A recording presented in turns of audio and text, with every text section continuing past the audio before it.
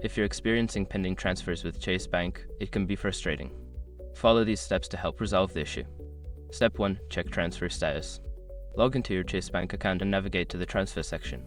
Look for any notifications or messages regarding the pending transfer that might explain the delay. Step 2. Verify account details. Ensure that the account numbers and details for both the sending and receiving accounts are correct.